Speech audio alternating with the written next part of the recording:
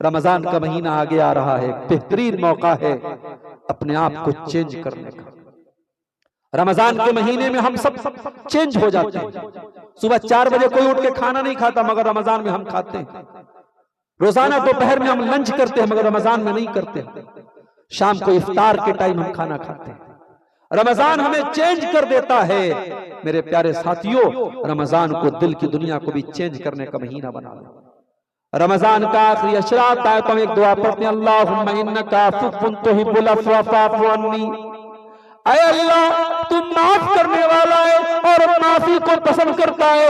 ऐ अल्लाह, मैं भी तेरा खताकार बंदा हूँ, मैं भी तेरा गुनहगार बंदा हूँ। ऐ अल्लाह, मैं भी गुनाहों में डूबा हुआ हूँ। ऐ अल्लाह, तू मुझको भी माफ कर दे। ये बड़ी प्यारी दुआ है, ये बड़ी छोटी सी दुआ है। ओ लोगों, इस दुआ को याद कर लो और रमजान में भी पढ़ा करो और आम दिनों में भी पढ़ा करो, क्योंकि अल्लाह ताला से ये मांगना यही तो असल चीज है कि अल्लाह तुम माफ कर दे। अल्लाहुम्मा इन्नका अफ़्वुन तुहिब्बुल अफ़्व फ़अफ़ु अन्ना।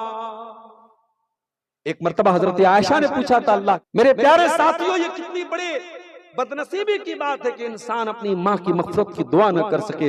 मोहम्मद रसूलुल्लाह की आंखों में आंसू है, आप रो रहे हैं और आप कह रहे हैं कि अपनी माँ की मग़फ़िरत की दुआ नहीं कर सकता, अल्लाह ने मुझे मना कर दिया है। और इससे यह भी पता चलता है अल्लाह के फैसले के आगे मोहम्मद रसूलुल्लाह भी मजबूर है। अल्लाह के फैसले के आगे आपकी भी नहीं चलती है। अगर अल्लाह ने मना कर दिया है कि ऐ नबी, आप अपनी माँ की मग़फ़िरत की दुआ नहीं कर सकते, तो नबी भी अब उसके आगे कुछ नहीं कर सकते। नबी का भी इख्तियार नहीं है। दुनिया की जिंदगी अब कम हो रही है।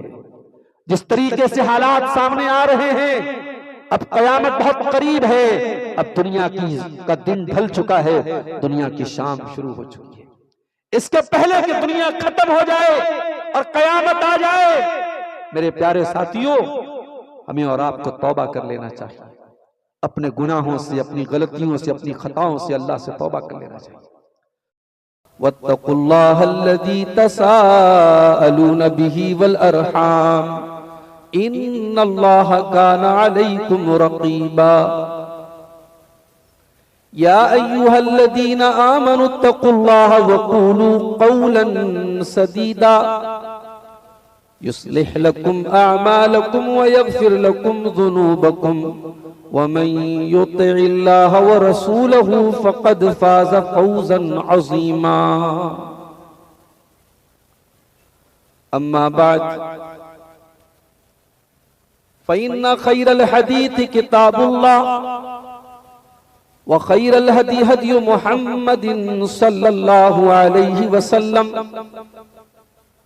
व शर्रल उमूरि मुहदसातुहा व कुल्ल मुहदसतिन बिदअह व कुल्ल बिदअतिन दलालह व कुल्ल दलालतिन फिन्नार। अऊज़ु बिल्लाहि मिनश शैतानिर रजीम। बिस्मिल्लाहिर रहमानिर रहीम। या अय्युहल्लज़ीना आमनु दुखुलू फिस्सिल्मि काफ़्फ़ा वला तत्तबिऊ खुतवातिश शैतान इन्नहु लकुम अदुव्वुम मुबीन।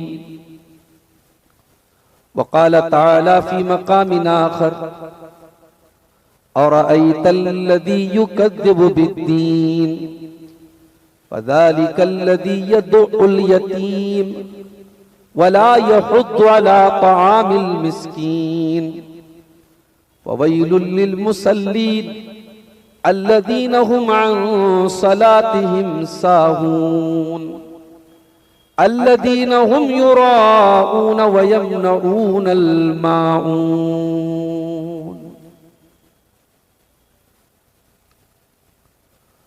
खबर हदीसों में जिसकी आई वही जमाना अब आ रहा है। खबर हदीसों में जिसकी आई वही जमाना अब आ रहा है। ज़मीं भी तेवर बदल रही है, ज़मीं भी तेवर बदल रही है, फलक भी आंखें दिखा रहा है। खबर हदीसों में जिसकी आई वही जमाना अब आ रहा है। सब हाथ बांधे खड़े हैं सफ में, सब अपने अपने ख्याल में है।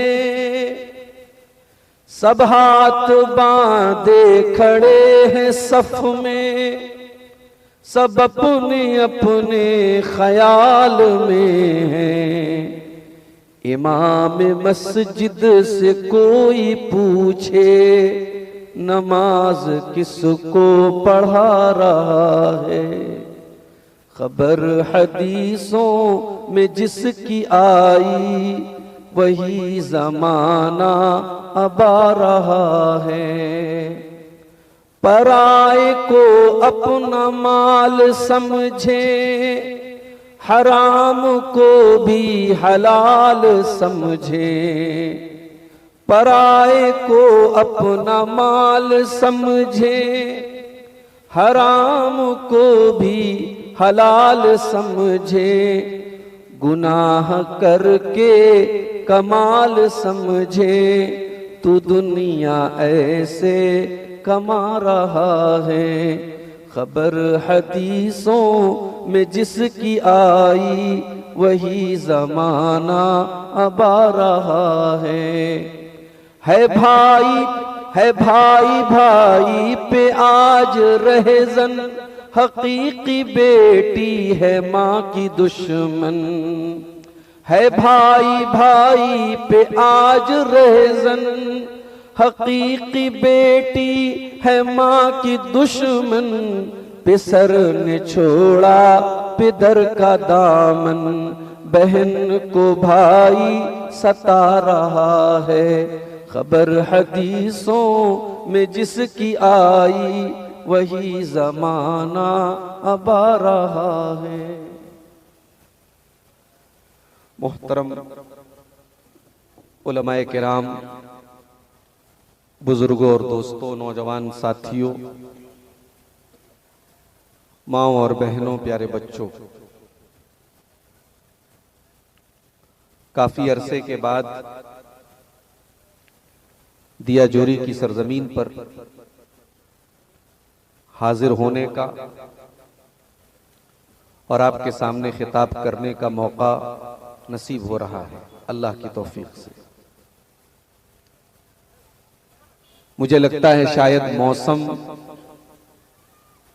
का अंदाजा जो जलसे के मुंतज़मीन ने लगाया था वो सही साबित नहीं हुआ। 5 फरवरी की तारीख किसी ने ये सोचकर तो नहीं तय की थी कि रात में इतनी ठंडक हो जाएगी, और उसी ठंडक का ये असर और नतीजा है कि इस प्रोग्राम में अवामुन्नास की जो भीड़ मैं आमतौर से देखता था और जो होती थी वो अभी देखने को नहीं मिल रही। हो सकता है बहुत सारे लोग आए हों और जब रात बीतने लगी और ठंडक बढ़ने लगी तो चले भी गए हों, ये भी मुमकिन है। मुझे बड़ी खुशी महसूस हो रही है कि आज दिया जोरी की सरजमीन पर अल्लाह के घर की तामीर के लिए ये प्रोग्राम मुनक्किद हुआ और जमात के मायानाज उलमा को आपने सुना। झारखंड की सरजमीन से तशरीफ लाए हुए शेख इमामुल इस्लाम असरी हफिज़हुल्लाह का भी आपने रिक्कत आमेज खिताब सुना। उनके पहले आपने शहर मुंबई से तशरीफ लाए हुए शेख मुस्तफ़ा अजमल मदनी हफिज़हुल्लाह का खिताब भी समाअत किया होगा। मैं थोड़ी ही देर पहले आपके बीच में हाजिर हुआ और डायरेक्ट स्टेज पर आपके सामने लाया गया हूं। खुतबे मसनूना के बाद कुरान करीम की एक आयत मैंने आपके सामने पढ़ी है सूरह बकरा की, और कुरान के 30वें पारे की एक मशहूर सूरत जो हम में से बहुत सारे लोगों को याद भी होगी, वो सूरत करीमा भी मैंने आपके सामने पढ़ी है। इस आयत और इस सूरत की रोशनी में जिस उन्वान पर, जिस मौजू पर मैं कुछ बातें आपके सामने रखना चाहता हूं, वो ये है कि हम दिखावे के मुसलमान न बने, हम हकीकी मुसलमान बने। आजकल 3D का दौर है, आप कागज के ऊपर भी ऐसी पिक्चर बना सकते हैं जो बिल्कुल 3D होती है, बिल्कुल ऐसा लगता है कि असली। आप इंस्टाग्राम पर और फेसबुक पर बहुत सारे ऐसे वीडियो भी देखते होंगे कि जो आर्टिस्ट होते हैं, जो कलाकार होते हैं, वो 3D पिक्चर्स आजकल बना लेते हैं। और जो ये 3D पिक्चर्स होती हैं, ये बिल्कुल असली जैसी लगती हैं। इंसान भी धोखा खा जाता है, जानवर भी धोखा खा जाता है। लेकिन हम ये भी जानते हैं कि पिक्चर पिक्चर ही होती है, तस्वीर तस्वीर ही होती है। गुलाब के फूल की आप बेहतरीन से बेहतरीन तस्वीर बना लें, 3D नहीं 4D 5D बना लें, मगर उसमें से खुशबू नहीं मिलेगी। खुशबू के लिए आपको ओरिजिनल गुलाब चाहिए। शेर की आप बहुत खतरनाक तस्वीर बना लें, लेकिन तस्वीर में बना हुआ शेर वो दरिंदा और खूंखार नहीं बन जाएगा। खूंखार और दरिंदा असली शेर होगा जो जंगल में रहता है। एक होता है कि हम और आप दावा करते हैं कि हम मुसलमान हैं,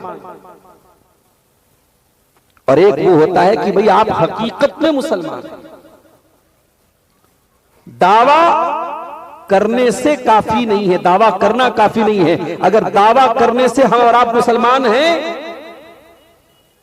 तो नबी अकरम के दौर में मुनाफिकीन भी दावा करते थे। इज़ा जाअकल मुनाफिकून क़ालू नशहदु इन्नका लरसूलुल्लाह। ऐ मेरे नबी, आपके पास मुनाफिका करके ये इकरार करते हैं, ये दावा करते हैं कि ऐ मोहम्मद सल्लल्लाहु अलैहि वसल्लम गवाही देते हैं कि आप अल्लाह के रसूल हैं। वल्लाहु यालमु इन्नका लरसूलुहु वल्लाहु यशहदु इन्नल मुनाफिकीन लकादिबून।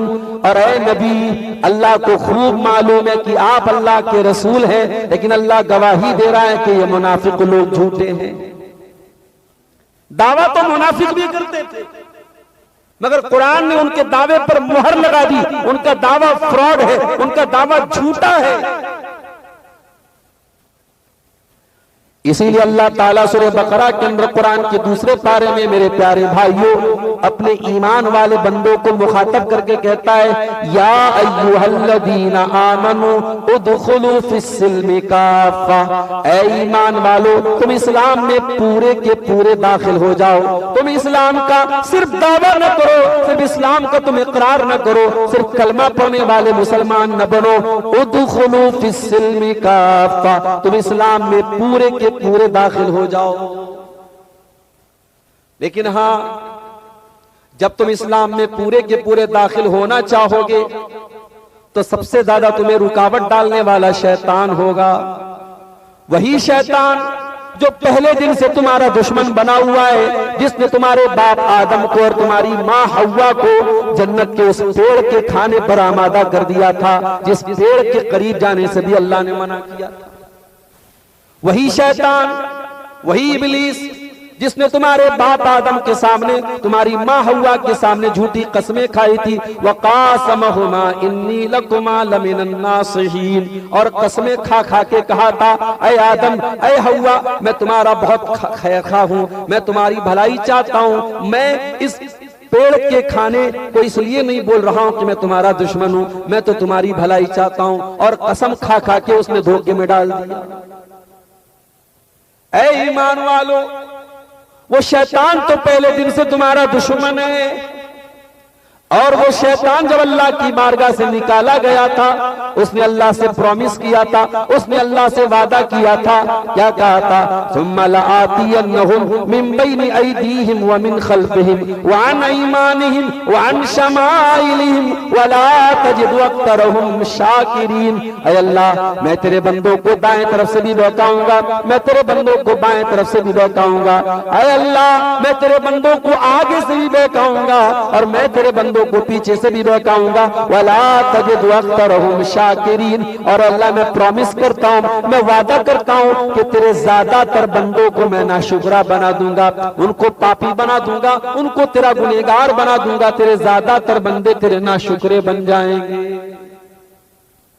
वो शैतान क्यों चाहेगा कि आप इस्लाम में पूरे के पूरे दाखिल हो जाए? इसीलिए जब अल्लाह ने यह फरमाया कि इस्लाम में पूरे के पूरे दाखिल हो जाओ, तो फिर फौरन ये भी फरमाया वला तत्तबिउ खुतवातिश शैतान। और ऐ मेरे बंदो, तुम शैतान के नक्शे कदम पे न चलना, तुम शैतान के फुट स्टेप्स पर न चलना, तुम शैतान के निशाने राह पर न चलना, तुम शैतान के रास्ते पर न चलना। इन्नहु लकुम अदुव्वुम मुबीन। शैतान तुम्हारा खुला हुआ दुश्मन है। इस्लाम में पूरे के पूरे दाखिल। ऐ अल्लाह, हम तो नमाज भी पढ़ते हैं, रमजान का महीना आने वाला, हम तो रोजा भी रखते हैं, अल्लाह ताकत देता है तो हम हज और उम्रा भी कर लेते हैं। ऐ अल्लाह, हम तो मुसलमान हैं, हमने खतना भी करवाया हुआ है, हमारे नाम भी अब्दुल्ला और अब्दुर्रहमान है, हम तो मुसलमानों वाले नाम रखते हैं। ऐ अल्लाह, कौन सी कमी हमारे अंदर है कि तू ये हमसे कह रहा है कि इस्लाम में पूरे के पूरे दाखिल हो जाओ? हमारे अंदर कौन सी कमी है और हमारे इस्लाम में कौन सी कमी है कि तू हमें इस्लाम में पूरा पूरा दाखिल होने का हुक्म दे रहा है? इस सवाल का जवाब अल्लाह ताला कुरान के 30वें पारे में दे रहा है। असली दीनदारी और नकली दीनदारी में क्या डिफरेंस है, क्या फर्क है? दीनदारी का दावा करने वाला कैसा होता है और ओरिजिनल दीनदार कैसा होता है, दोनों में फर्क क्या है? अल्लाह ताला कुरान के 30वें पारे में बता रहा है। अरअयतल्लज़ी युकज़्ज़िबु बिद्दीन। ऐ मेरे नबी, क्या आपने उस इंसान को नहीं देखा जो दीनदारी का दावा तो करता है, जो कहता है कि मैं दीन पर चलने वाला हूं, मगर हकीकत में वो दीन को झुठलाता है। फ़ज़ालिकल्लज़ी यदुल यतीम।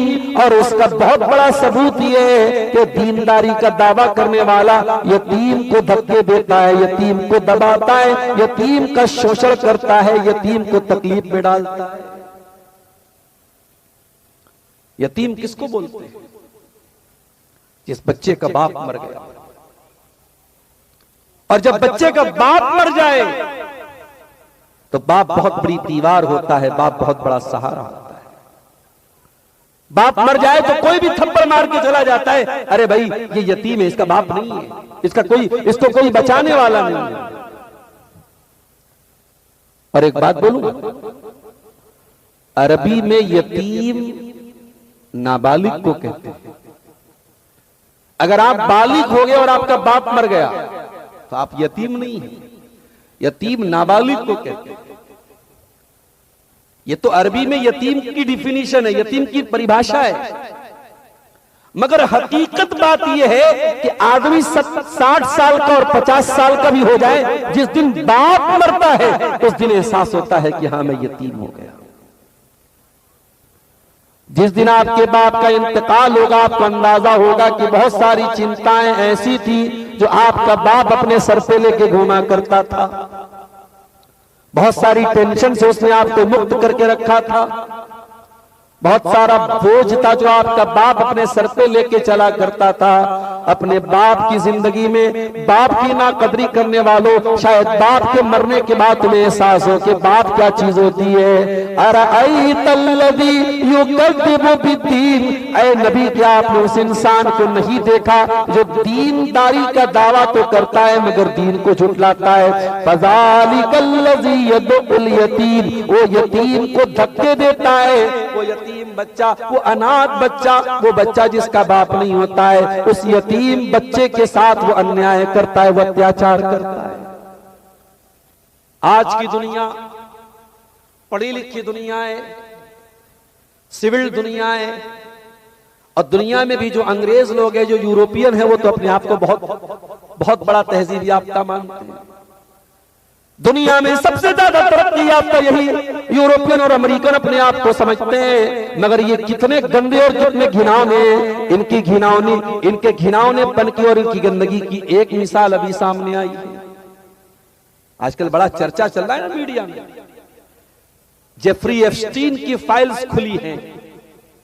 अमेरिका के डिपार्टमेंट ऑफ जस्टिस ने इंटरनेट पर जेफरी एप्स्टीन की फाइल को लीक किया है और ओपन किया है। कई लाख है उस फाइल में पेजेस। और ये जेफरी एप्स्टीन कौन था? ये बहुत बड़ा सेक्सुअल क्रिमिनल था। इसने अपना आइलैंड बनाया था और 8-8 साल की, 9-9 साल की, 10-10 साल की बच्चियों को किडनैप करता था, उनके साथ रेप करता था, उन्हें सताता था, उनके साथ जिनसी दरिंदगी करता था। यहां तक उसके ऊपर इल्जाम है छोटे बच्चों को कत्ल करके उनका गोश्त खाता था। ये दरिंदे, ये इंसानियत के नाम पे ये बदनुमा दाग, और ये दुनिया को कहते हैं कि साहब हम तरक्की याफ्ता हैं, हम सिविल्ड हैं, हम तहजीब याफ्ता हैं। इनकी तहजीब पर थू, इनकी सकाफत पर थू, इनके कल्चर पर थू। इस्लाम 1400 साल पहले जिस कल्चर को पेश करता है मेरे प्यारे साथियों, तो एक मुकद्दस कल्चर है। ये जेफरी एप्स्टीन की जगह कोई मुसलमान होता तो अब तक पूरा मीडिया चिल्लाता।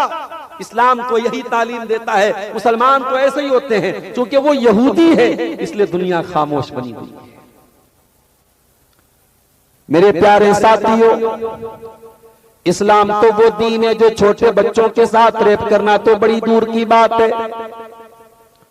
इस्लाम तो इतना पाक साफ दीन है कि जब आपके बच्चे 7 साल के हो जाएं, कुरान कहते, अल्लाह के नबी फरमाते मुरू औलादकुम बिस्सलाति वहुम अब्नाउ सबीन, जब तुम्हारे बच्चे 7 साल के हो जाएं उनको नमाज का हुक्म दे दो। वज़रिबूहुम अलैहा वहुम अब्नाउ अश्र, और जब 10 साल के हो जाएं तुम्हारे बच्चे तो उनको नमाज न पढ़ने पर उनकी पिटाई करो। वफ़र्रिकू बैनहुम फिल मज़ाजिह, और उनके बिस्तर अलग कर दो। 10 साल का लड़का हो गया, 10 साल की लड़की हो गई, अभी वो नाबालिग है, अभी वो बालिग भी नहीं हुए, मगर इस्लाम कितना पाकीज़ा दीन है, इस्लाम कितना साफ सुथरा दीन है, और इस्लाम गंदगी और बदकारी को कितना नापसंद करता है कि नबी ने हुक्म दिया कि जब तुम्हारे बच्चे 10 साल के हो जाए तो बिस्तर अलग कर दो लड़का लड़की के, ताकि अब वो समझदार होने लगे, वो टीनेजर होने लगे, अब कहीं उनके अंदर कोई गलत ख्याल ना पैदा होने लगे, कहीं ऐसा ना हो कि भाई अपनी बहन के साथ किसी तरीके का गलत ख्याल उसके दिल में आ जाए। और आज हो रही घटनाएं, भाई बहन के दरमियान भी घटनाएं हो रही। एक चादर में 2 लड़कों को, 2 लड़कियों को भी सोने से मना किया गया। औरत को मना किया गया बगैर महरम के सफर न करे। औरत को मना किया गया ऐसे घर में रात न गुजारे जिस घर में उसका कोई महरम न हो। औरत को मना किया गया कि हज और उम्रा जैसी इबादत भी वो बगैर महरम के नहीं कर सकती है। ये तालीम इस्लाम ने दी है, क्योंकि इस्लाम अल्लाह का दीन है और अल्लाह के दीन पे चलने वाला छोटे बच्चों के साथ ज्यादती नहीं कर सकता है। और आज दुनिया को तहजीब का पाठ पढ़ाने वाले ये गंदे और घिनौने लोग, छोटी छोटी बच्चियां भी इनके यहाँ सुरक्षित नहीं है। और आज इंडिया के हालात भी बहुत अच्छे नहीं है। मीडिया की रिपोर्ट है बहुत बड़ी तादाद में हमारे भारत की राजधानी दिल्ली से छोटी छोटी बच्चियां गायब हो रही हैं, छोटे छोटे लड़के गायब हो रहे हैं। या अल्लाह, ऐसा दौर भी हमें देखना था कि छोटी छोटी बच्चियों को भी माँ बाप को संभाल के रखना पड़ता है, माँ बाप को बड़ा ख्याल करना पड़ता है। कहीं छोटी बच्चियां भी जालिमों की भेंट न चढ़ जाएं, कहीं किसी दरिंदे की दरिंदगी की भेंट न चढ़ जाएं। इस्लाम तो वो दीन है मेरे प्यारे साथी, जो गरीबों, कमजोरों, यतीमों का सहारा बनता है। यतीम का कोई पूछने वाला नहीं होता, यतीम के हक में कोई आवाज उठाने वाला नहीं होता। और चूंकि मेरे नबी तो यतीम थे और मेरे नबी से ज्यादा यतीम का दर्द कौन समझ सकता था। मेरे नबी तो पैदा ही यतीम हुए थे। आपने आंखें खोली, गोद में लेने वाला कोई बाप आपके सर पे न था, बाप का इंतकाल हो चुका था। आपको गोद में लेने वाला दादा था, दादा ने गोद में लिया था। जब आपने होश संभाला तो आपने देखा कि बाप नहीं है और 6 साल की उम्र आपकी होती है तो माँ भी आपको दागे मुबारकत दे के चली जाती है। हो लोगों, अल्लाह की इसमें भी बहुत बड़ी हिकमत थी। अल्लाह ने अपने नबी को यतीम बनाया, इसमें भी अल्लाह की बहुत बड़ी हिकमत थी।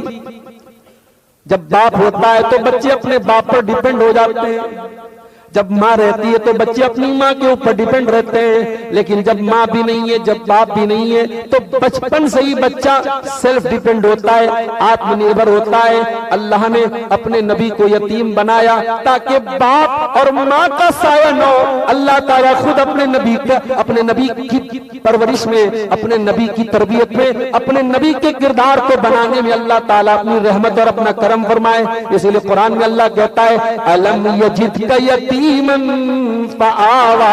ऐ मेरे नबी, याद कीजिए आप यतीम थे, आप यतीम थे, आपके बाप भी दुनिया में नहीं थे, आपकी माँ भी दुनिया में नहीं थी। अल्लाह ने आपको फिर भी बेसहारा नहीं होने दिया। यतीम थे मेरे नबी, और यतीम से ज्यादा यतीम का दर्द कोई नहीं समझ सकता। इसीलिए अल्लाह के नबी जब अपनी माँ को याद करते थे तो रोने लगते थे। जिन औरतों ने आपको दूध पिलाया, जो रजाई माएं थी, वो कभी अगर आपके घर पे आ जाती थी, अल्लाह के नबी कुछ नहीं कर पाते तो इतना कर देते, अपने बदन पर की चादर बिछा देते। ओ अम्मा हलीमा, ओ तुमने मुझे बचपन में दूध पिलाया था, आ जाओ, ये मोहम्मद रसूलुल्लाह के बदन की चादर है, ये तुम्हारा बिस्तर बना देता हूं, तुम इस पर बैठ जाओ। ओ मेरी माँ हलीमा, ओ मेरी माँ सुहैबा, ओ मेरी माँ उम्मे ऐमन, ओ मुझे दूध पिलाने वाली मेरी माँ, मोहम्मद रसूलुल्लाह कुछ और तो नहीं कर सकता है, इतना कर सकता है कि अपनी चादर तुम्हारे लिए बिस्तर बना सकता है, अपनी चादर बिछा करके तुम्हें बिठा सकता है। एक दिन मां की बड़ी याद आई आपको, सहाबा को लेकर के आप मां की कब्र पर पहुंचे। ओ अहले हदीसो, हम शब बारात मनाने वाले तो नहीं है, हम साल की किसी एक रात में कब्रिस्तान जाने वाले तो नहीं है, मगर हां इतना जरूर कहूंगा, कब्रिस्तान जाया करो। हम इसलिए कब्रिस्तान नहीं जाते कि वहां जाके अगरबत्तियां जलाएंगे, हम इसलिए कब्रिस्तान नहीं जाते कि कब्रिस्तान को भी हम बिल्कुल महल जैसा बना दें। अभी बनारस का एक वीडियो मुझे किसी भाई ने भेजा, शबे बारात की रात का वीडियो। बनारस का एक कब्रिस्तान, इतनी लाइटें लगाई गई हैं, इतनी खुशबुएं लगाई गई हैं, इतने फूल बिछाए गए कि दूर से देख के लगता है कोई शादी का पिंडाल है।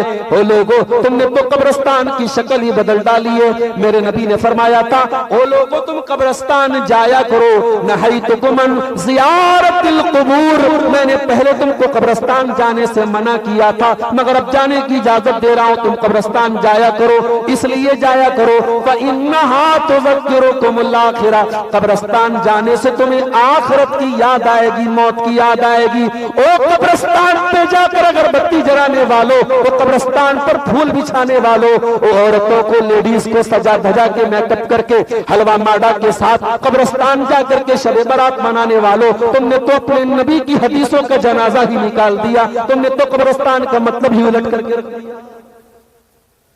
अच्छा, बड़ी अजीब बात यह है कि यह भी अकीदा रखा जाता है कि साहब शबे बारात तो अब्बा की रूह घर में आती है, अम्मा की रूह घर में आती है, तो अब्बा और अम्मा के लिए हलवा बनता है। जिंदगी में माँ बाप बेचारे दवा के लिए तरस जाए, उनको दवाएं ना मिले। जिंदगी में माँ बेचारी, बेटा अलग हो गया, बहू अलग हो गया, 70 साल की बुढ़िया अपने हाथ से खाना बना के, रोटी बना के खाए, और ये बदबख्त, ये बेशरम उसके मरने के बाद शबे बारात में हलवा बना रहा है अम्मा की खुशी। और ये अकीदा रखा जाता है कि उनकी रूहें वापस आती हैं। ये गैर मुस्लिमों का अकीदा है, ये हिंदू भाइयों का अकीदा है। इस्लाम में मरने के बाद कोई आत्मा वापस नहीं आती मेरे प्यारे साथी। इस्लाम का कॉन्सेप्ट तो ये हत्ता इज़ा जाअ अहदहुमुल मौत क़ाल रब्बिरजिऊन, मरने के बाद इंसान कहता है अल्लाह मुझे एक बार तो दुनिया में दोबारा आने का मौका दे दे, एक बार एक चांस और दे दे, लअल्ली आमलु सालिहा।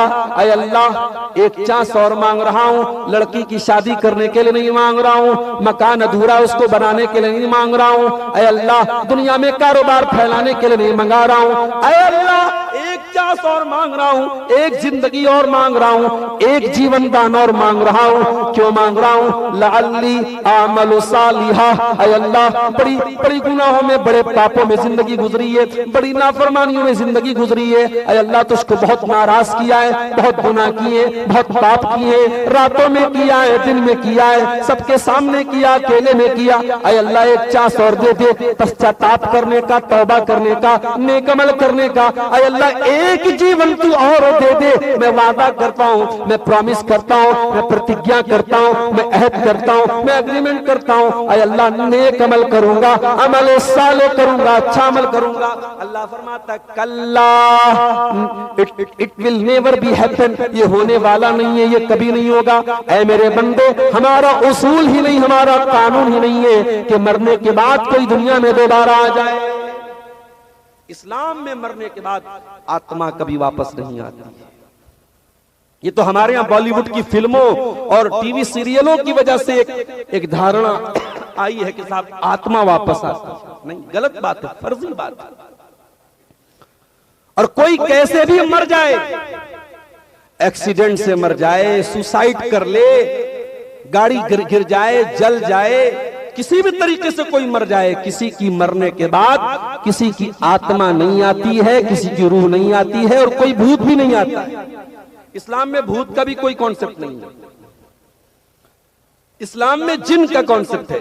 इस्लाम ये कहता है कि इंसान के साथ साथ दुनिया में एक मखलूक और है जिसका नाम जिन है। इंसान मिट्टी से बना है, जिन आग से बने हैं, और इब्लीस जो है वो उसी जिन्नात में से, वो जिन में से, इब्लीस भी जिन है। तो जिन में अच्छे भी होते हैं, बुरे भी होते हैं, नमाज पढ़ने वाले भी होते हैं, बेनमाजी भी होते हैं, अच्छे भी होते हैं, बुरे भी होते हैं। तो जिन होते हैं, भूत प्रेत नाम की कोई चीज दुनिया में नहीं। नबी ने कहा था कब्रिस्तान जाया। सहाबे किराम को लेके मां की कब्र पे आप गए। 6 साल की उम्र में जिस मां को खोया था, अपनी मां को याद किया आपने, माँ की ममता को याद किया, माँ का प्यार याद आया।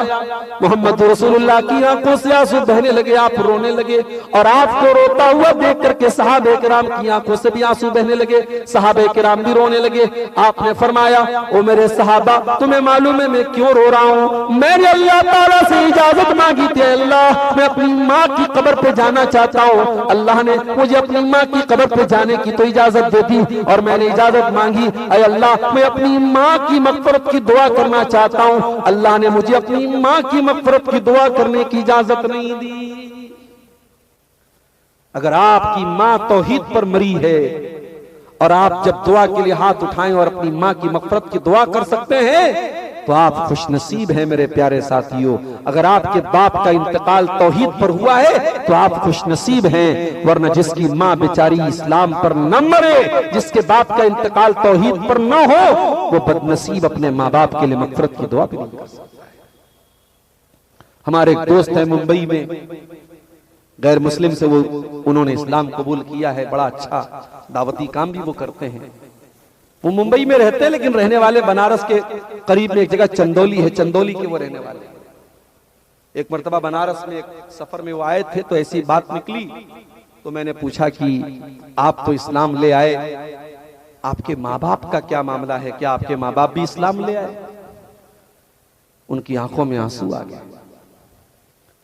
कहा, शेख साहब मेरे बाप तो इस्लाम ले आए हैं, मां मेरी इस्लाम नहीं लाई है। मैं समझा रहा हूं, कोशिश कर रहा हूं, तबलीग कर रहा हूं, लेकिन अभी तक मेरी मां इस्लाम नहीं लाई है। मुझे डर है कहीं उसका खात्मा कहीं कुफ्र के ऊपर ना हो जाए। मौलाना दुआ कीजिए मेरी मां को भी अल्लाह ताला ईमान की दौलत दे दे। इतना कह करके वो ज़ारो कतार रोने लगे। मेरे प्यारे साथियों, ये कितनी बड़े बदनसीबी की बात है कि इंसान अपनी माँ की मग़फ़िरत की दुआ न कर सके। मोहम्मद रसूलुल्लाह की आंखों में आंसू है, आप रो रहे हैं और आप कह रहे हैं कि अपनी माँ की मग़फ़िरत की दुआ नहीं कर सकता, अल्लाह ने मुझे मना कर दिया है। और इससे यह भी पता चलता है अल्लाह के फैसले के आगे मोहम्मद रसूलुल्लाह भी मजबूर है, अल्लाह के फैसले के आगे आपकी भी नहीं चलती है। अगर अल्लाह ने मना कर दिया है कि ऐ नबी आप अपनी माँ की मग़फ़िरत की दुआ नहीं कर सकते, तो नबी भी अब उसके आगे कुछ नहीं कर सकते, नबी का भी इख्तियार नहीं है। मेरे अल्लाह के नबी यतीम थे और यतीम का दर्द आपसे बेहतर कौन समझता था? इसीलिए आपने फरमाया अना वकाफिलुल यतीम कहातैन, यतीम को पालने वाला और यतीम की परवरिश करने वाला मेरे साथ जन्नत में जाएगा। कैसे जाएगा? आपने अपनी दोनों उंगलियों से इशारा करके फरमाया कहातैन, जैसे ये दोनों बीच वाली उंगली और शहादत की उंगली, ये दोनों उंगलियां बिल्कुल सटी हुई हैं, बिल्कुल लगी हुई हैं, मेरे साथ जन्नत में जाएगा यतीम को पालने वाला। कुरान कहता है अगर तुम दीनदारी का दावा करते हो, तुम अपने आप को दीनदार कहते हो, फज़ालिकल्लज़ी यदउल यतीम, तुम यतीम का हक मारते हो, तुम यतीम के साथ अत्याचार करते हो, तुम यतीम को दबाते हो, तुम दीनदार नहीं बन सकते। ओ दिया चोरी वालों, आज आपके इलाके में आता हूं, कोई कहता है मौलाना ग्रुप लोन पर तकरीर जरूर कीजिएगा। मैंने पूछा ये ग्रुप लोन क्या होता है? बोले 25,000 30,000 की रकम होती है जो लोन ली जाती है, लोन ली जाती है और ये लोन औरत के नाम पे लिया जाता है, इसकी ईएमआई भी औरत से चुकाई जाती है और वो आता है बैंक वाला लोन देने वाला, वो औरत ही से बात करता है। यानी एक तो करेला है ऊपर से नीम चढ़ा है, एक तो लोन और सूद वो खुद अपने आप में बहुत बड़ा अजाब है। जिस बस्ती और जिस सोसाइटी में सूद और ब्याज आ जाए मेरे प्यारे साथियों, उस सोसाइटी में मकान चाहे अच्छे बन जाएं, उस गांव में चाहे लोगों का लाइफ स्टाइल अच्छा हो जाए, मगर उस गांव से उस टाउन से उस बस्ती से बरकत खत्म हो जाएगी। और ये भी कान खोल के सुन लो, ब्याज लेने वाला जितना बड़ा अपराधी है, ब्याज देने वाला भी उतना ही बड़ा अपराधी है। आप अगर ये कहते हैं मौलाना साहब हमारी मजबूरी है, हम ग्रुप लोन नहीं लेंगे तो हमारा काम नहीं चलेगा, तो आओ मैं बताता हूं मजबूरी किसको कहते हैं। मजबूरी किसको कहते हैं सुन लीजिए आप। कुरान कहता है इन्नमा हर्रमा अलैकुमुल मैतत वद्दम वलहमल खिंजीर, अल्लाह ने तुम्हारे ऊपर बहता हुआ खून हराम किया है, खून नहीं पी सकते तुम।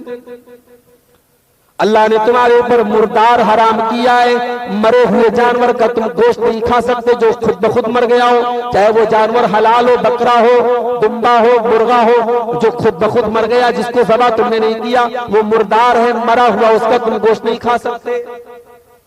वलहमल खिंजीर, तुम सूअर का गोश्त नहीं खा सकते।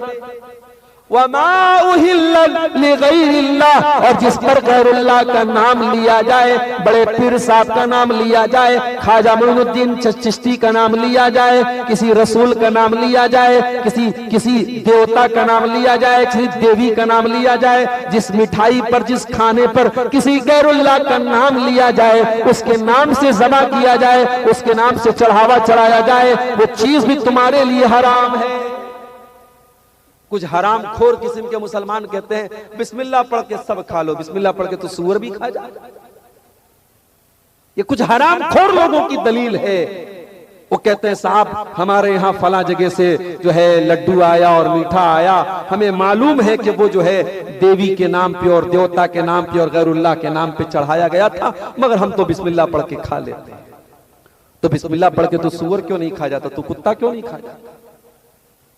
जरा गौर करो, अल्लाह ने खून का जिक्र किया, अल्लाह ने मुर्दार का जिक्र किया, अल्लाह ने सूअर के गोश्त का जिक्र किया और उसके फौरन बाद फरमाया वमा उहिल्ला बिही लिगैरिल्लाह, जिस चीज के ऊपर अल्लाह के सिवा किसी और का नाम पुकारा जाए वो चीज भी तुम्हारे लिए हराम है।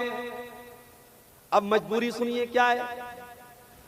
अब एक इंसान भूखा मर रहा है, उसके सामने खाने की कोई चीज नहीं है, मरा हुआ मुर्गा का गोश्त है, मरे हुए बकरे का, मुर्दार बकरे का गोश्त है या सूअर का गोश्त है, उसकी जान जा रही है।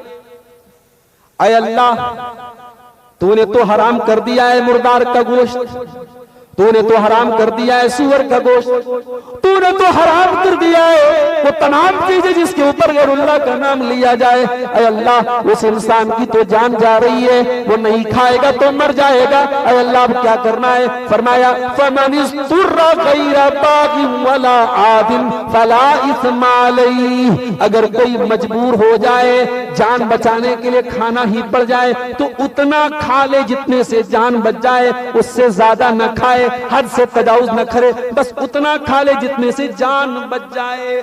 ओ लोगों, ओ ग्रुप लोन की लानत में और ग्रुप लोन की दलदल में फंसने वालों, मुझे बताओ क्या ये लोन ऐसा है कि इसको नहीं लोगे तो तुम मर जाओगे? नहीं नहीं, आज हम तो शौक के लिए लोन ले रहे हैं। किसी को 1 लाख का मोबाइल लेना है, वो 10,000 महीना कमा रहा है, वो 1 लाख का मोबाइल लोन पे ले रहा है। किसी को 10 लाख की गाड़ी लेना है, 10 लाख रुपये उसके पास नहीं है, वो लोन पे गाड़ी ले रहा है। किसी को छोटे मोटे पैसे की जरूरत है, 30,000 40,000 वो लोन ले रहा है। ओ लोगों, तुम ब्याज पर लोन ले रहे हो, तुम ब्याज दे रहे हो, तुम अल्लाह की नबी की हदीस कैसे भूल सकते हो? आपने फरमाया लानल्लाहु आकिल रिबा व मुकिलहु व कातिबहु व शाहिदही, सूद खाने वाले पर भी अल्लाह की लानत, सूद खिलाने वाले पर भी अल्लाह की लानत, सूद की गवाही देने वाले पर भी अल्लाह की लानत, और सूद लिखने वाले पर भी अल्लाह की लानत। एक तो तुम ब्याज दे रहे हो, और ये बात भी नोट कर लो, ब्याज दे करके जो पैसा आएगा उस पैसे में बरकत नहीं होगी। अरे आप तो 20-25 हजार की बात कर रहे हैं। मैं बरेली में गया, बरेली में गांव है, इलाका है धौरा टाडा, चावल का कारोबार होता है, करोड़पति लोग हैं। मुझे लोगों ने बताया मौलाना यहाँ बड़ी बड़ी मिलें लगी हुई हैं चावल की, और 10-10 लाख 20-20 लाख की मशीनें हैं, और बैंक से लोन पर लोग लेते हैं। और लोगों ने बताया कि मौलाना जिसने भी बैंक से लोन लेकर के मशीनें लगाई है उसका नुकसान हुआ है, वो बर्बाद हुआ है, उसके घर में बेदीनी आई है, उसके घर से बरकत खत्म हुई है। और क्यों न हो, मेरे रब का कुरान कहता है, और कयामत तक कुरान की आयत जिंदा रहेगी और कुरान की आयत पुकारती रहेगी, यमहकुल्लाहु रिबा व युर्बिस सदकात, अल्लाह सूद और ब्याज को मिटाता है और अल्लाह सदका खैरात में बरकत देता है। जब जब मुसलमान ब्याज खाएगा, जब जब मुसलमान सूद खाएगा, जब जब मुसलमान सूद ब्याज देगा लेगा, उसके घर से बरकत खत्म हो जाएगी। अगर यतीम को धक्का देने वाला अल्लाह की नजर में नकली दीनदार है, तो ग्रुप लोन लेने वाला भी नकली दीनदार है। और यहां तक मुझे लोगों ने बताया कि लोन की रिकवरी लेने वाला जब आता है और टाइम पर पैसा नहीं मिलता है तो कभी कभी मां बहन की गाली भी देके जाता है। मुसलमानों, तुम्हारी गैरत कहां चली गई? अपने घर की औरतों को पहली बात तुमने गैर महरम के सामने लाके खड़ा कर दिया, उससे 4 बातें भी सुनवा रहे हो। इससे बेहतर तो तुम चुल्लू पर पानी लेके डूब मरते मेरे भाई। मुसलमानों, तुम गैरतमंद बनो, गैरत वाले बनो, तुम्हारी पहचान गैरत से होती है। और जो बेगैरत हो जाए वो कयामत के दिन भी अल्लाह की रहमत नहीं पाएगा। अल्लाह के नबी फरमाते कि 3 ऐसे बदनसीब लोग होंगे जिनकी तरफ कयामत के दिन अल्लाह ताला ना तो देखेगा, न बात करेगा, न पाक और साफ करेगा। नंबर 1 अल-आक अल-मरअतुल मुतरज्जिला, मर्दों की नकल करने वाली, मर्दों के जैसा टाइट कपड़ा, मर्दों के जैसी चाल ढाल अपनाने वाली, और वल आक को लेवाली दही, अपने माँ बाप को सताने वाला। और नंबर 3 अद्दयूस, बेगैरत मर्द, जिसकी औरत बेपर्दा घूमे, जिसकी औरत गैर महरम के सामने घूमे, जिसकी औरत फेसबुक पर फोटो लगाए, जिसकी बेटी और बहन इंस्टाग्राम पर अपने वीडियो डाले और उसको कोई फर्क न पड़े। बेगैरत किसको कहते हैं मैं बताऊं आपको?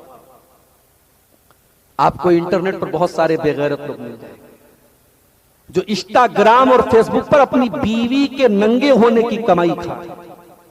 मुझे कभी कभी हैरत होती है कि औरत गंदे गंदे वीडियो बना रही है, गंदे वल्गर जोक बना रही है, आधे अधूरे कपड़े बना रही है, और उस वीडियो में उसका शौहर भी मौजूद है।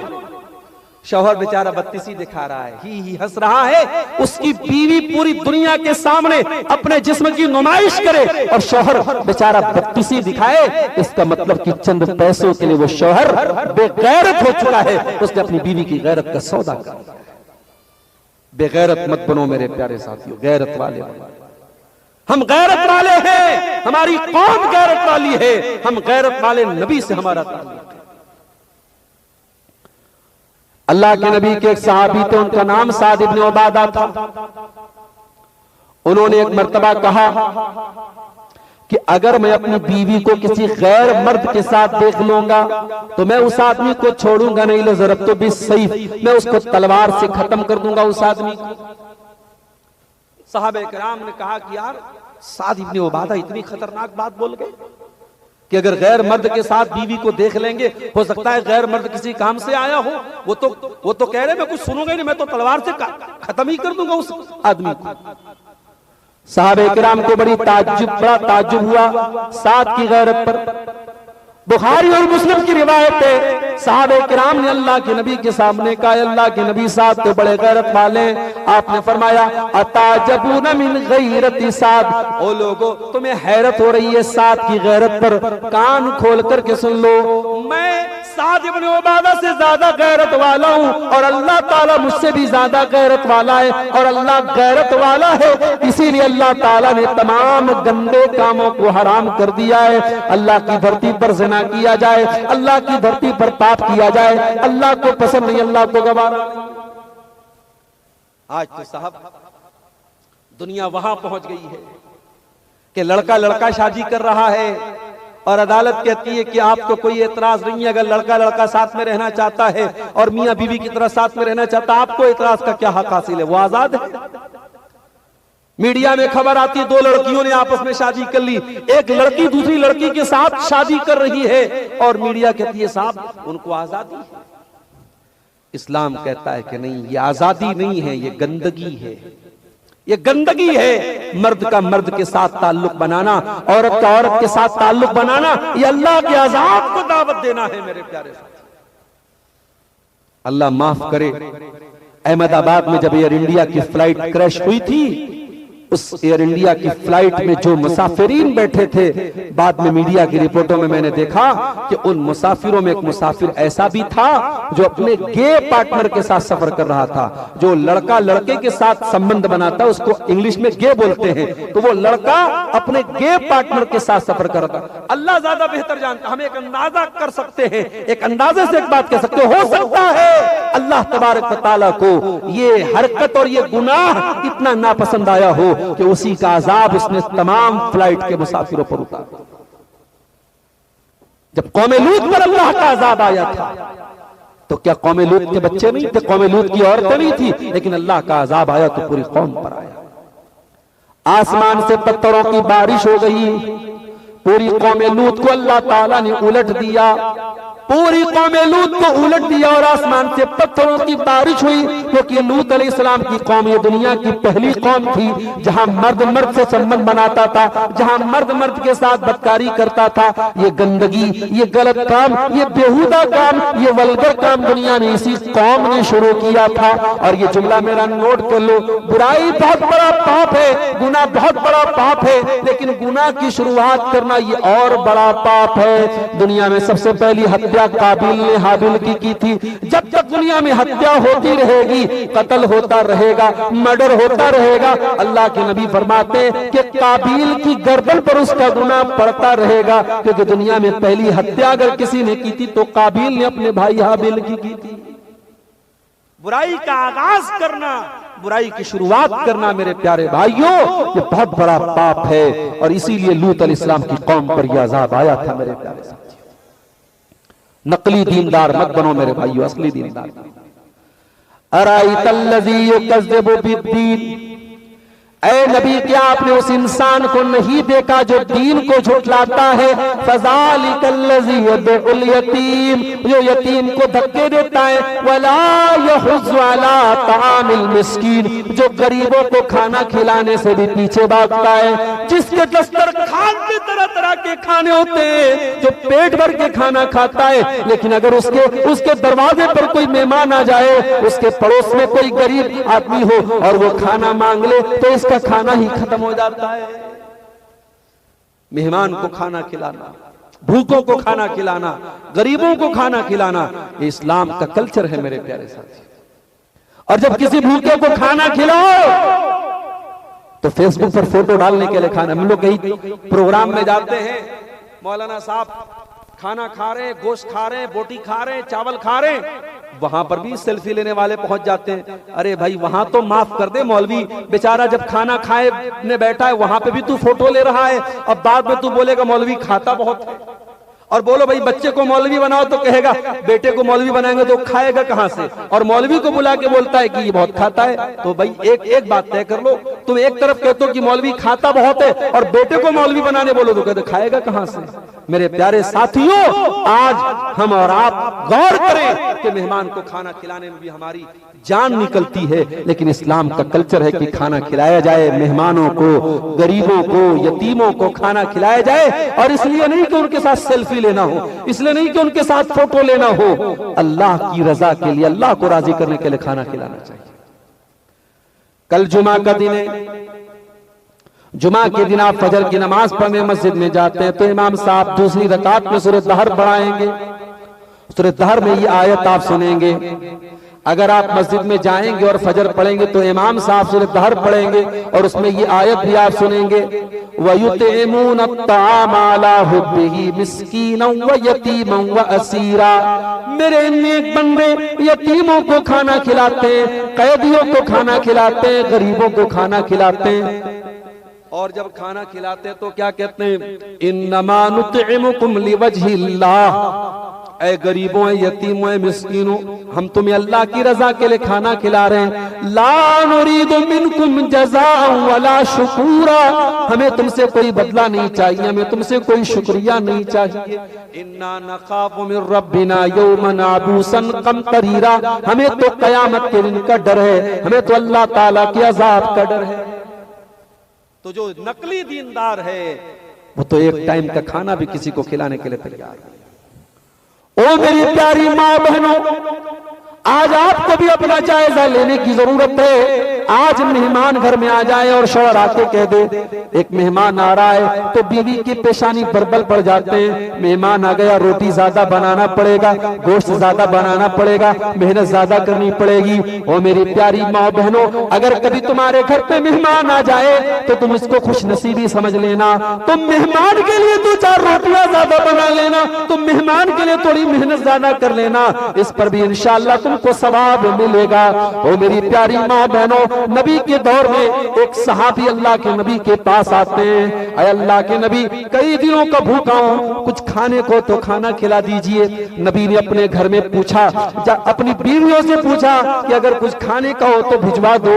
नबी की 9 बीवियां थी, 9 दस्तरखान थे, 9 किचन थे, 9 बीवियां खाना बनाया करती थी। लेकिन 9 की 9 बीवियों की तरफ से जवाब आया, अय अल्लाह के नबी, आज हमारे घर में खाने को कुछ भी नहीं है। अय अल्लाह के नबी, आज हमारे घर में खाने को कुछ नहीं है। ओ दिया जोरी वालों, आज आपके घर में माशाअल्लाह, जब आप अपने घर का रेफ्रिजरेटर खोलते हैं, जब अपने घर का फ्रिज खोलते हैं, उसमें तरह तरह के फल फ्रूट भी मौजूद हैं, उसमें दूध और मक्खन भी मौजूद है, उसमें तरह तरह की नेमतें मौजूद है। आपके किचन में हर वक्त खाने को कुछ न कुछ मौजूद है। ओ लोगों, तुम कितने खुश नसीब हो, अल्लाह ने तुमको कितनी नेमतों से नवाजा है। ये मोहम्मद रसूलुल्लाह का घर है, ये अल्लाह के आखिरी नबी का घर है। और नबी की 9 बीवियों के घर में, किसी बीवी के घर में खाने को कुछ भी नहीं है। 9 बीवियों ने जवाब दे दिया, अय अल्लाह के नबी, हमारे घर में खाने को कुछ नहीं है। नबी ने पूछा,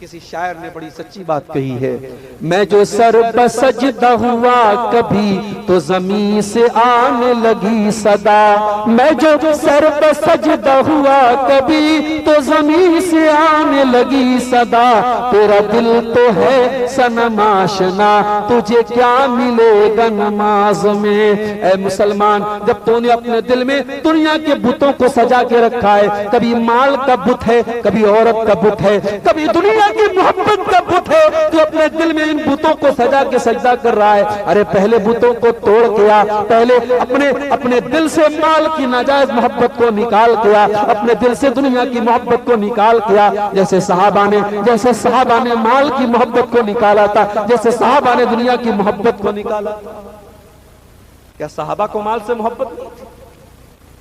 माल से मोहब्बत तो नेचुरल है, सहाबा को भी थी माल से मोहब्बत, मगर सहाबे किराम ने जब मौका आया अपने दिल से माल की मोहब्बत को निकाल दिया। एक सहाबी का खजूरों का बाग था, अपने खजूरों के बाग की बाउंड्री कर रहे थे, उनके पड़ोसी का एक खजूर का पेड़ रास्ते में आ रहा था जो बाउंड्री में रुकावट बन रहा था। उन्होंने अपने पड़ोसी से कहा कि भाई मुझे अपने खजूर के बाग की बाउंड्री करना है, तुम्हारा ये पेड़ मेरी बाउंड्री में आड़े आ रहा है, तो अपना ये पेड़ मुझे बेच। वो आदमी मुनाफिक था, उसने कहा नहीं बेचूंगा। साहबी अल्लाह के रसूल के पास आए, अरे अल्लाह के नबी, मैं अपने बाग की बाउंड्री करना चाहता हूं, एक खजूर का पेड़ बीच में आ रहा है, मैंने उससे खरीदने की भी बात की मगर वो नहीं दे रहा है। नबी ने उस आदमी को बुलाया, कहा तुम अपने खजूर का पेड़ इसको दे दो, मैं तुम्हें जन्नत में एक बहुत बड़ा खजूरों का बाग का वादा करता हूं, तुम्हें जन्नत में खजूरों का बाग मिलेगा। वो मुनाफिक आदमी तब भी तैयार नहीं। इतना बड़ा ऑफर अल्लाह के रसूल ने पेश किया, जन्नत में खजूरों का पूरा बाग मिलने की बात कही, मगर वो मुनाफिक तैयार ना हुआ। सहाबा में एक सहाबी बैठे हुए थे, उनका नाम अबू दहदा था। अबू दहदा के पास बहुत बड़ा खजूरों का बाग। अबू दहदा ने उस मुनाफिक से कहा, मेरे भाई तू एक काम कर, ये जो पेड़ है, इस पेड़ के बदले अल्लाह के रसूल ने जन्नत में खजूर का बाग देने का वादा किया है और तू ये देने को तैयार नहीं। एक काम तू कर, तो ये पेड़ मुझको बेच दे, मैं बहुत बड़ा खजूरों का बाग तुझको फ्री में दे देता हूँ। तू इस एक पेड़ के बदले मुझसे पूरा खजूरों का बाग ले ले, मैं इस पेड़ के बदले जन्नत में बाग चाहता हूँ। मुनाफिक आदमी था वो, दुनियादार आदमी था, वो तैयार हो गया और अबू दहदा ने वो खजूरों का पूरा बाग दे दिया और वो एक पेड़ खरीद करके अपने मुसलमान भाई को दे दिया कि भाई तुम ले लो और अपने मकान की बाउंड्री करो। उसके बाद अबू दहदा अपनी बीवी के पास आते हैं, बीवी उसी खजूरों के बाग के अंदर काम कर रही थी।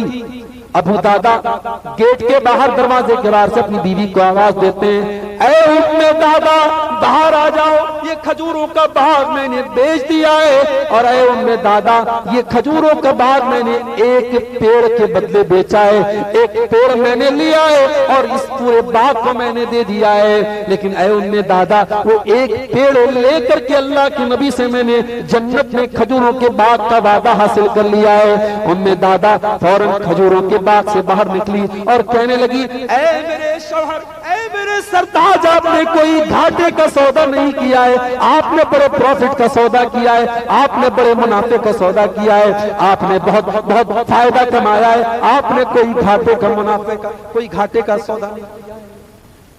माल से मोहब्बत तो सहाबा को भी थी मेरे भाई, लेकिन जब मौका आया उन्होंने माल की मोहब्बत को दिल से निकाल दिया। जंगे तबूक का मौका याद करो मेरे साथी, वो ग्रुप लोन के नाम पे चंद पैसों के लिए इस्लाम और शरीयत का जनाजा निकाल देने वाले मेरे भाइयों, जरा सहाबा के हालात पे गौर करो। सुहैब रूमी रज़ी अल्लाह ताला अन्हु, ये सहाबी रसूल हैं, ये बचपन में मक्का में आए थे, बड़े गरीब थे। मक्का में इन्होंने धीरे धीरे तिजारत किया, बिजनेस किया, पैसा कमाया और जब ये इस्लाम ले आए लोग इनको बहुत सताने लगे, बहुत परेशान करने लगे। जब अल्लाह के नबी मदीना जाने लगे, जब अल्लाह के नबी मदीना जा चुके थे, हजरत सुहैब रूमी रज़ी अल्लाह ताला भी मदीना जाना चाहते थे। एक दिन अपनी जिंदगी का, अपने जिंदगी भर की कमाई को, अपने सारे माल को इकट्ठा किया और सब ले दे करके मदीना जाने लगे। मक्का के काफिरों ने इनके ऊंट की नकेल को पकड़ लिया, इनके ऊंट की लगाम को पकड़ लिया और कहा, ऐ सुहैब कहाँ जा रहे हो? कहा मैं मदीना जा रहा हूँ, अपने नबी के पास जा रहा हूँ। कहा ऐ सुहैब तुम सारा माल लेकर के मोहम्मद रसूलुल्लाह के पास जाना चाहते हो, हम तुम्हें जाने नहीं देंगे। कहा फिर क्या करोगे? कहा ऐ सुहैब तुम्हें जाना है तो जाओ, लेकिन ये माल तो तुमको छोड़ के जाना पड़ेगा, ये पैसा तो तुमको छोड़ के जाना पड़ेगा। ऐ सुहैब तुम जब बचपन में मक्का में आए थे तो तुम्हारे पास फूटी कौड़ी नहीं थी, हमारे बीच में रह के तुमने बिजनेस किया, कारोबार किया, पैसा कमाया और आज सब लेके मदीना जाना चाहते हो। ऐ सुहैब हम एक ही शर्त पर तुमको जाने देंगे, सारा माल तुमको छोड़ के जाना पड़ेगा। ओ लोगों, माल का पूरी जिंदगी की कमाई थी, पूरी जिंदगी का माल था। सुहैब रूमी ने 10 मिनट का टाइम भी नहीं मांगा, 5 मिनट का टाइम भी नहीं मांगा, 5 सेकंड भी नहीं लगाए और कहा कि ठीक है ऐ मक्का के काफिरों, अगर तुम्हारी इसी में खुशी है तो ठीक है, मैं सारा माल तुम्हारे हवाले कर रहा हूं। और वहीं से सुहैब रूमी सारा माल उनको दे करके खाली हाथ मदीना पहुंचते हैं। मदीना पहुंचे, सुबह सवेरे फजर का टाइम था, नबी अकरम सल्लल्लाहु अलैहि वसल्लम फजर की नमाज पढ़ा रहे थे। सुहैब रूमी पीछे सब में जाकर के शामिल हो जाते हैं। नबी अकरम जब सलाम फेरते हैं, अपने सहाबी को देखते हैं, सुहैब रूमी को देखते हैं, अल्लाह के नबी खड़े हो जाते हैं और सुहैब रूमी की तरफ बढ़ करके उनको गले लगाते हैं और गले लगा करके पहला जुमला जो अल्लाह के रसूल की जबान से निकलता है, अल्लाह के नबी फरमाते हैं रबिहतल भैया, रबिहतल भैया। ऐ सुहैब मुझे अल्लाह की तरफ से सब बता दिया गया है। ऐ सुहैब तूने सारी जिंदगी की कमाई इस्लाम के लिए कुर्बान कर दी, तूने अल्लाह की राह में कुर्बान कर दी। ऐ सुहैब तूने कोई घाटा नहीं कमाया, तूने फायदा कमाया है, तूने फायदे का सौदा किया है। रबिहतल भई, ऐ सुहैब तेरी इस तजारत पर तुझे मुनाफा मिलने वाला है। ओ लोगों, ओ दुनिया के कैलकुलेशन पर भरोसा करने वालों, ओ दुनिया के नाप तौल पे भरोसा करने वालों, ओ दुनिया के जोड़ घटाव पे भरोसा करने वालों, मेरे रब का कैलकुलेशन तो अलग है, मेरे रब का कैलकुलेटर तो अलग है, मेरे रब का हिसाब किताब तो अलग है। सहाबे किराम ने सब गंवा करके भी कुछ नहीं गंवाया, सब कुर्बान करके भी उन्होंने अल्लाह की रजा को पा। ये थे सहाबे किराम, ये असली दीनदार थे। और माफ कीजिएगा हम और आप दीनदारी के दावे हैं, मगर हमारी दीनदारी नकली है मेरे प्यारे से।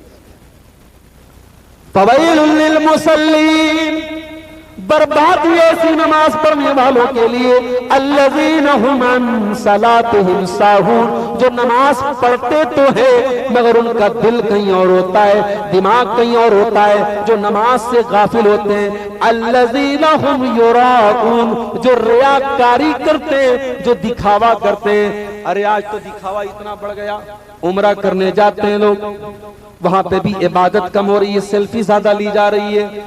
कोई तवाफ के दौरान सेल्फी ले रहा है, कोई सफा मरवा के दरमियान सेल्फी ले रहा है। बॉलीवुड की हीरोइनें भी उम्रा करने जाती हैं, वो मदीना के अंदर मस्जिद नबी की छतरियों के नीचे अपनी खूबसूरत खूबसूरत फोटो खिंचवा रही हैं। और आजकल एक नया चोचला चला है, मदीने में शादी है। मेरी बीवी एक दिन मुझसे कहने लगी कि बड़े खुश नसीब हैं वो लोग जो मदीने जाके शादी करते हैं। मैंने कहा मोहतरमा, ये आपको किसी ने मसला नहीं बताया, इस्लाम में ऐसी कोई फजीलत की बात नहीं है कि दिया जोरी को छोड़ के कोई मदीना में जाके शादी करे। इस्लाम में मदीना एक बहुत मुकद्दस शहर है, मगर आप अपनी बस्ती को छोड़ के वहां जाके निकाह करें, इसकी कोई फजीलत नहीं। और वहां निकाह के नाम पर भी बेहुदापन हो रहा है, बेहुदापन हो रहा है। दुल्हन, बेचारी दुल्हन के गेटअप में लहंगा पहन करके और बेपर्दा होकर के मस्जिद नबी के सामने, और एक तरफ लड़का बैठा है, दुल्हा बैठा है, एक तरफ दुल्हन बैठी है, और मौलवी साहब बेचारे वो कह रहे हैं कि आपका निकाह फलां के साथ किया जाता है। लड़का भी कबूल है बोल रहा है, लड़की भी कबूल। हालांकि हम सब ये भी जानते हैं कि लड़की से कबूल करवाना ये इसकी कोई जरूरत नहीं है, लड़की से इजाजत ले लेना काफी है। लेकिन हमारे यहाँ बाकायदा लड़के से भी कबूल है, कबूल है, कबूल है करवाया जा रहा है, लड़की से भी कबूल है करवाया जा रहा है, और वो बाकायदा बगैर पर्दे के कैमरे के सामने, और मदीना के अंदर और मस्जिद नबी के सामने। ये आजकल नया चोंचला चला है। और यही नहीं, मक्के के अंदर आ जाइए, तवाफ कर रहे हैं मियाँ बीवी। अब वो जो बीवी बेचारी है, वो खाने काबा के गिलाफ पर अपना हाथ रखती है और शौहर भी हाथ रखता है और उसको सेल्फी लेकर के उसको जो है स्टेटस पे लगाते हैं कि हम ये इतना बड़ा हमने झंडा गाड़ दिया, हम खाने काबा के गिलाफ तक पहुंच गए और शौहर और बीवी दोनों का हाथ खाने काबा के गिलाफ पे। अरे अल्लाह के बंदो, ये चोंचलेबाजी है और कुछ नहीं है।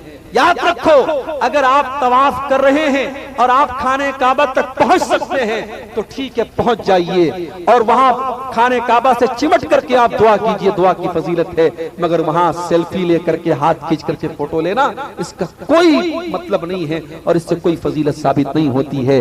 तो रियाकारी तो आज मेरे प्यारे साथियों माफ करना हमारी इबादतों में भी दाखिल हो गई है। आज हमारा बस चले तो हर नमाज के टाइम हम सेल्फी लें और मतलब आजकल तो अजीब हाल है भाई। मैं कभी कभी रमजान में देखता हूं लोग सलाम फेरने के बाद जल्दी से मोबाइल निकाल लेते हैं।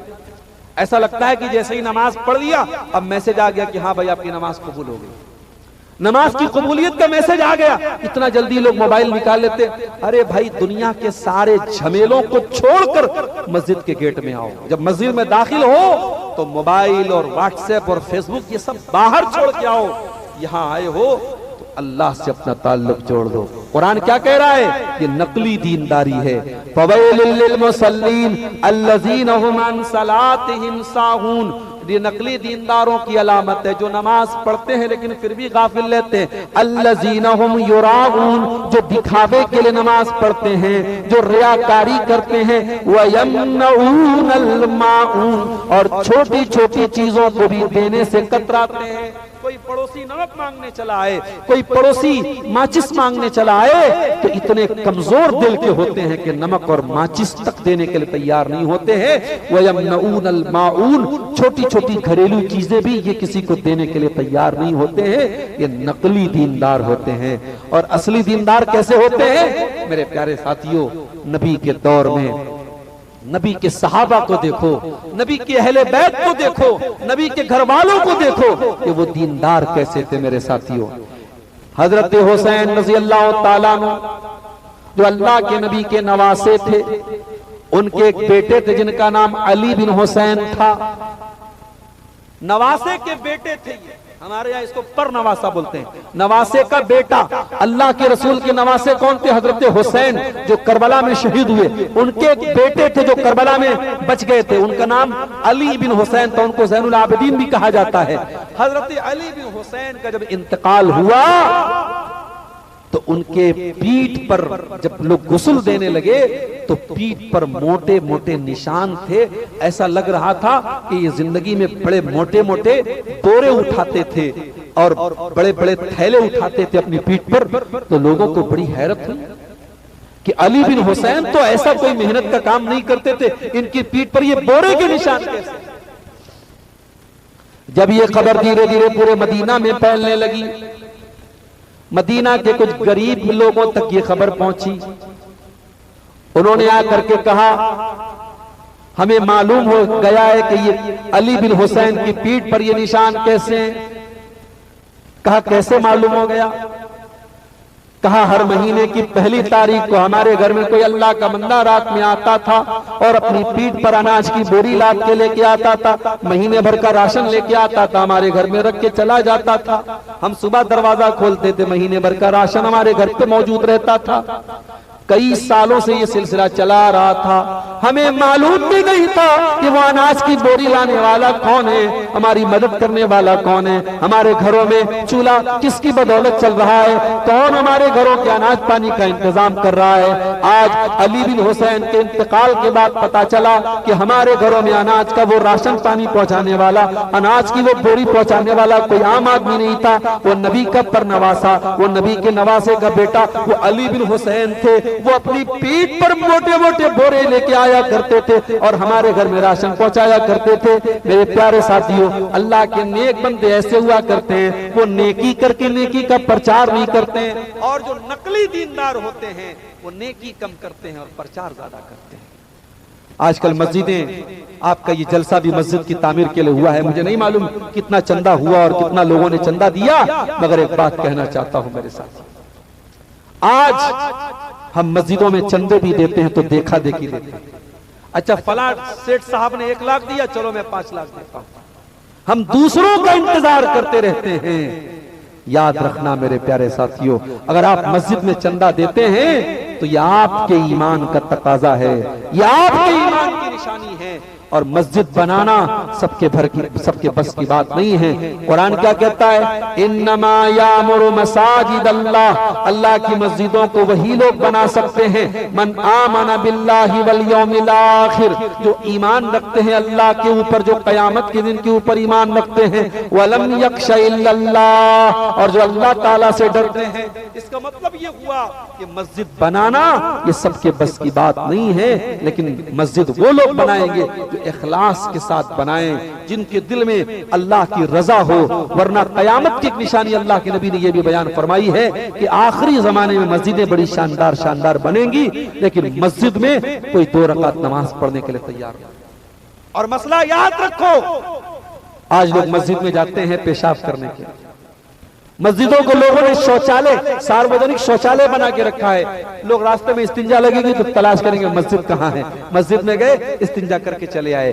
अरे मस्जिद में जब भी जाओ 2 रकात नमाज पढ़ो, ये मस्जिद का हक है। अल्लाह के नबी ने इसको कयामत की निशानी करार दिया था कि कयामत के पहले वो दौर आएगा कि लोग मस्जिद में जाएंगे और 2 रकात नमाज तक नहीं पढ़ेंगे। आज मस्जिदों में लोग बैठ करके दुनियावी बातें करते, राजनीति की बातें करते, नहीं करना चाहिए। हजरत उमर फारूक रजी अल्लाह ताला ने 2 लोगों को देखा, वो मस्जिद में बैठ करके ऊंची आवाज में बात कर रहे थे। हजरत उमर ने उनको बुलवाया, इधर आओ, कहां से आए हो? उन लोगों ने कहा हम ताइफ से आए हैं।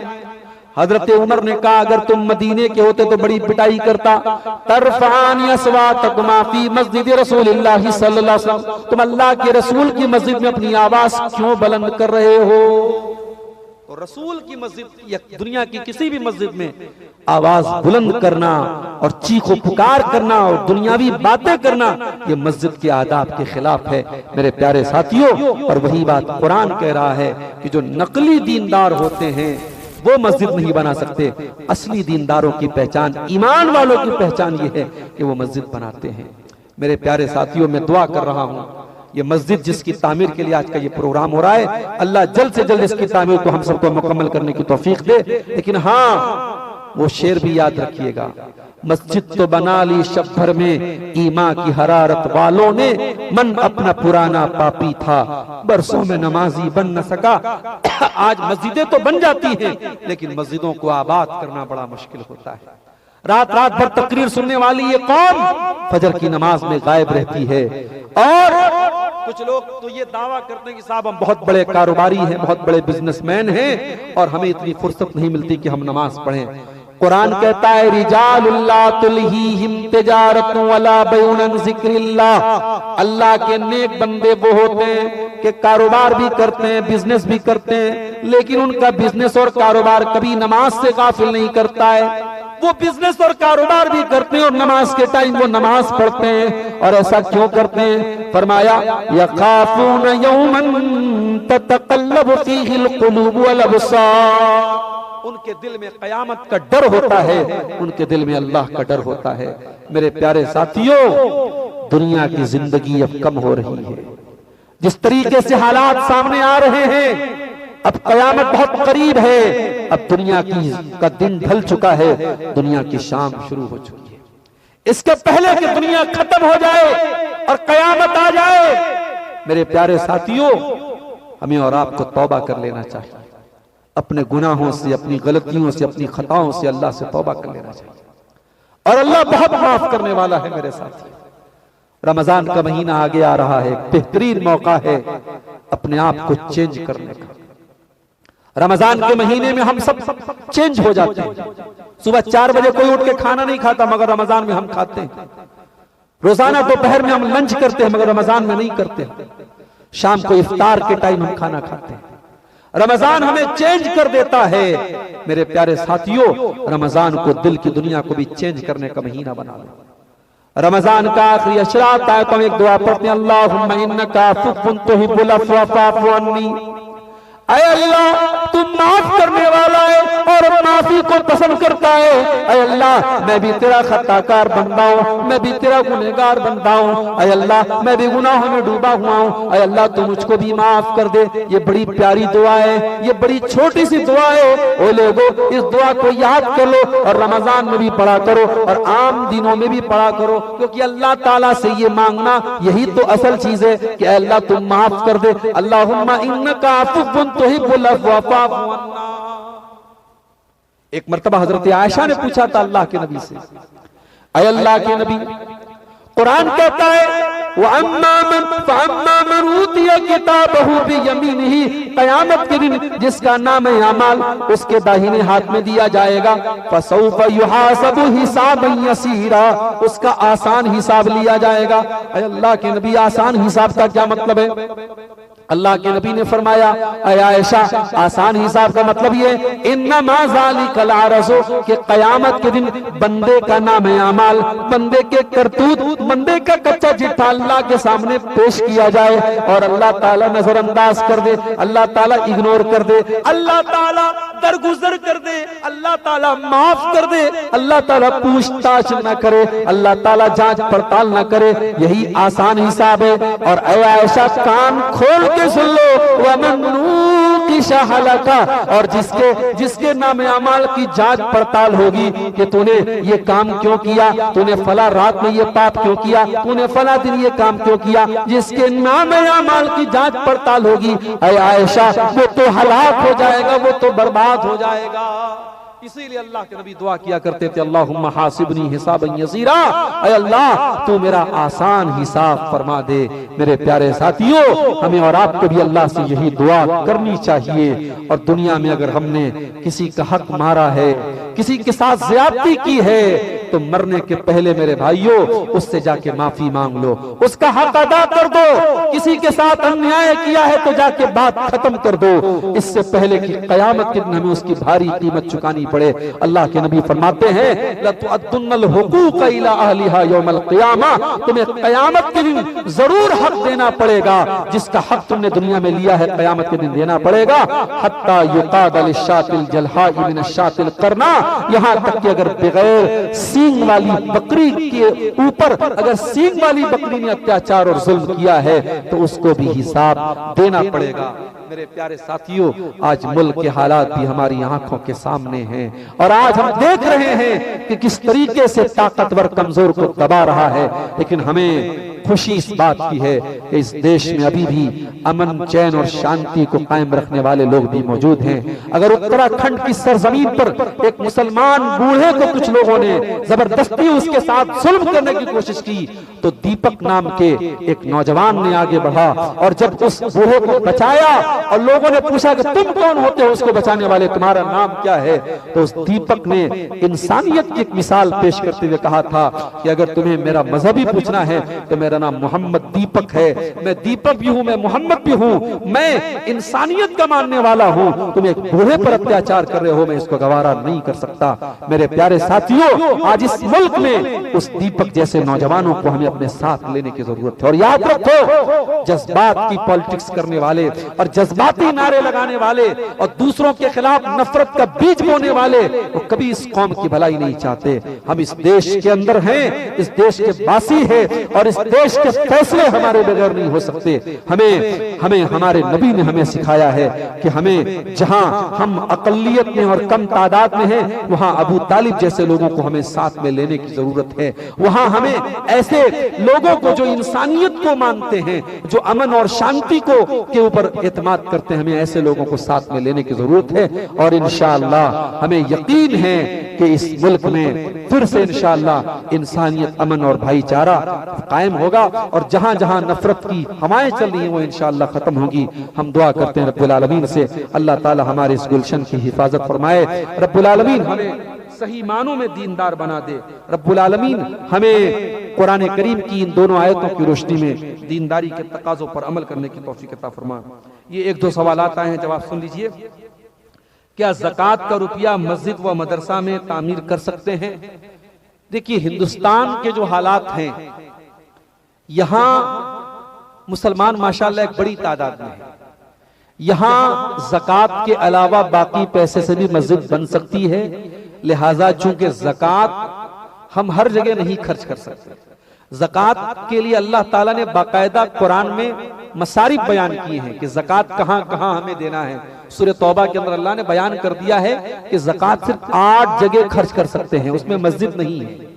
तो जैसे अमेरिका वगैरह में या यूरोपियन कंट्रीज में जहां मुसलमानों की तादाद बहुत कम है और वहां मुसलमानों के पास इतनी क्षमता नहीं है कि वो आम पैसे से, सदका खैरात के पैसे से मस्जिद बना सके, तो वहां तो उलमा का फतवा है कि वहां ज़कात की रकम से मस्जिद बना सकते हैं। लेकिन हिंदुस्तान जैसे मुल्क में जहां अल्हम्दुलिल्लाह आपके पास वसाइल हैं, यहां आप मस्जिद की तामीर में ज़कात की रकम नहीं लगाएंगे। आप सदका और खैरात वो भी आपके लिए आखिरत में ज़खीरा बनेगा। और जरूरी नहीं है कि हम सिर्फ ज़कात ही निकालें 2.5%, हम उसके अलावा भी मस्जिदों की तामीर के नाम पर भी हम चंदा दें, इंशाअल्लाह उसके जरिए हम मस्जिद बनाएं। मदरसे की जहां तक बात है, मदरसे की तामीर में ज़कात का पैसा लगा सकते हैं या नहीं, इसमें अगरचे उलमा का इख्तलाफ है, लेकिन चूंकि मदरसे हम जानते हैं कि इनका मकसद होता है दीन की दावत देना। मदरसों का मकसद क्या है? दीन को फैलाना, दीन की तबलीग करना। और दीन की तबलीग ये सूरह तौबा की उस आयत में फी सबीलिल्लाह के अंदर जो अल्लाह ने ज़कात की रकम खर्च करने की बात कही है, उसकी तफसीर में उलमा ने ये लिखा है कि मदारिसे इस्लामिया भी फी सबीलिल्लाह में आते हैं। तो जब मदरसे फी सबीलिल्लाह में आते हैं तो मदरसों की तामीर भी आती है, लिहाजा मदरसे की तामीर में ज़कात की रकम लगाई जा सकती है। लेकिन मस्जिद की तामीर में, कब्रिस्तान की तामीर में ज़कात की रकम नहीं लगानी चाहिए। वल्लाहु आलम बिस्सवाब। दूसरा सवाल हमारे सामने आया है, हेल्थ इंश्योरेंस लेना सही है या गलत है? इंश्योरेंस की जितनी भी शक्लें हैं वो सब गलत हैं। इंश्योरेंस की जो शक्लें हैं उसमें सूद भी पाया जाता है, उसमें जुआ भी पाया जाता है। हजारों लोगों से हेल्थ इंश्योरेंस का प्रीमियम लिया जाता है और उसमें चंद लोगों को जो क्लेम करते हैं उनको दिया जाता है। तो ये दूसरों को से लेकर के चंद लोगों को देना, यही तो जुआ है। और उसमें एक तरीके से हमने हर महीने हम 500 रुपया दे रहे हैं और अगर हम बीमार हो गए तो हमें कंपनी 5 लाख का इलाज देगी। तो ये जुआ की ही एक शक्ल है। और उलमा ने बताया कि इंश्योरेंस के अंदर सूद की भी एक शक्ल है। इसलिए इंश्योरेंस की तमाम शक्लें गलत हैं, नाजायज हैं, हराम हैं। इंश्योरेंस वही हम करा सकते हैं जहां मजबूरी है। अब हिंदुस्तान में, हमारे मुल्क में हम 4 व्हीलर चलाते हैं तो बगैर इंश्योरेंस के नहीं चला सकते, हम 2 व्हीलर चलाते हैं तो बगैर इंश्योरेंस के नहीं चला सकते। तो जहां इंश्योरेंस से हम बच सकते हैं वहां बचें, ये सही नहीं है, इससे बचना ही बेहतर है। हाँ, कभी कभी ऐसी कंडीशन में जहां दंगे फसाद बहुत ज्यादा होते हों और मुसलमानों की दुकान के लूटने का और जलने का और बर्बाद होने का खतरा हो, ऐसी कंडीशन में अपनी दुकान वगैरह का इंश्योरेंस कराना अपनी सेफ्टी के लिए उलमा ने उसकी इजाजत दी है। लेकिन हेल्थ इंश्योरेंस में इस चीज की कोई मजबूरी नहीं है। हाँ, जहां हुकूमत ने सहूलतें दी हैं, जैसे हमारे भारत सरकार की जो एक स्कीम है, जो वो क्या बोलते हैं उसको, जो कार्ड बनता है आयुष्मान कार्ड, आयुष्मान कार्ड के जरिए आप जो है इलाज करा सकते हैं। वो सरकार की एक स्कीम है, आप टैक्स पे कर रहे हैं, उसके बदले सरकार एक स्कीम दे रही है गरीबों को इलाज के लिए, तो आप उस स्कीम का फायदा उठा सकते हैं। बाकी हेल्थ इंश्योरेंस के नाम से जो कंपनियां चला रही हैं उससे बहरहाल बचना चाहिए। वल्लाहु आलम बिस्सवाब। अल्लाह ताला हम सबको नेक अमल, अच्छी समझ की तौफीक अता फरमाए। अल्लाह रब्बुल आलमीन हमें ईमान पर साबित कदम रखे, जब तक हम दुनिया में रहें इस्लाम पर जिंदा रहें, हमारा खात्मा ईमान पर हो, आमीन। व आखिर दावाना अनिल हम्दुलिल्लाहि रब्बिल आलमीन। वस्सलामु अलैकुम व रहमतुल्लाहि व बरकातुहू।